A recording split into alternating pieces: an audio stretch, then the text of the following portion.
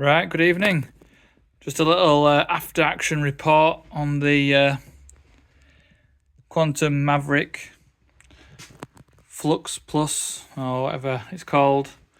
So we were out at the weekend in a local decent-sized car park, and my lad were driving it, and all was going well, and put a few batteries through it, and no issues. And then all of a sudden, it's dragging the front end on the floor, and I said, Elliot, what's happened?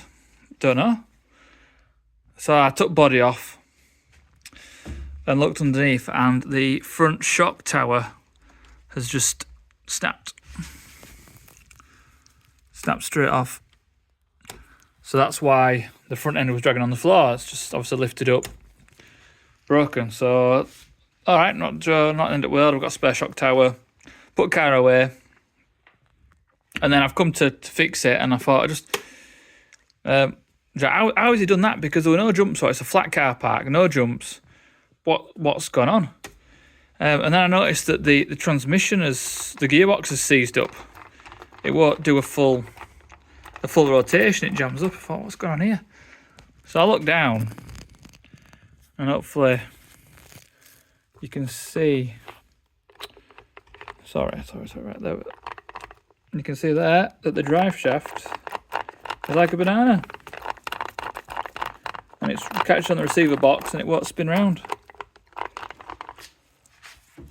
So as you can see, I've got this 3D printed shock tower brace that is to reduce the flex in the chassis, not all the flex, but some of the flex. And I've seen people bend drive shafts when they've had a big crash, or when the chassis, whoops, I fell over there, has flexed. And I think, I hope there's no other damage. I think that he's gone full, only running 2S. Sorry, jumping about. Only running 2S. I think he's gone full speed on 2S into a high curb, hit the front end. Somehow all this has survived. The chassis has bent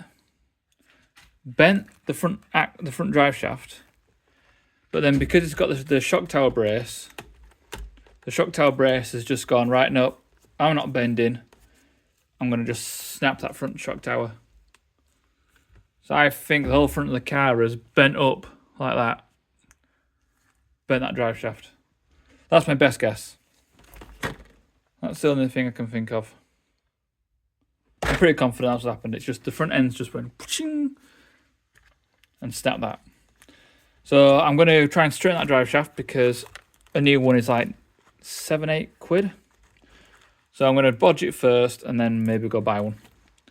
And then I've got a shock tower to fit on. Anyway, that was my 3-minute video. I just thought it was interesting. Get this fixed up. I'm going to change the springs on this. I think the springs are too hard. In a previous video, I talked about the shock oil being too thick. So this has got thinner shock oil.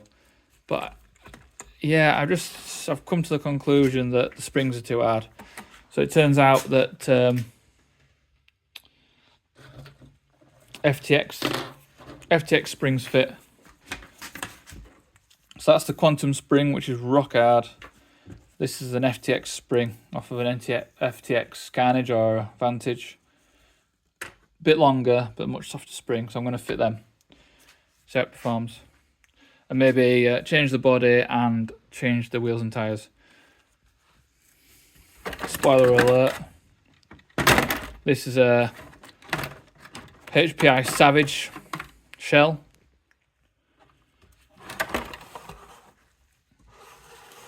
Obviously an old knackered one. I'm thinking, try and get it, might have to change the bumper. Get it in a good position. Line up the front axle with a front wheel arch, which is just a bit off there, you can see. Line that up. Cut this.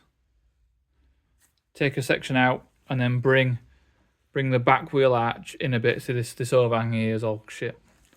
So trim it, bring it forward. So I might buy a new shell and do that, and then it'll be Potentially a good looking monster truck. Because this is just falling apart as this. I tried to do that, the protection on it, but it's just a shit shell. It's just so weak. Yeah. Right. Catch you later.